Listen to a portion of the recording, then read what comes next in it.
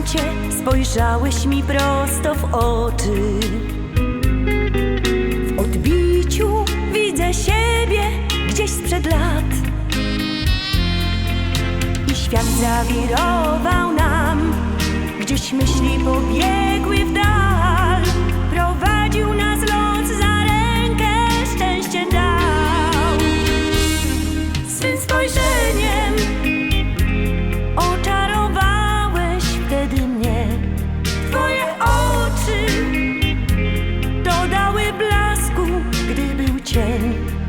I świat nam zawirował, zbyt trudno ubrać w słowa myśli i marzenia naszych serc. Czas biegnie, a my gubimy się, by odnaleźć.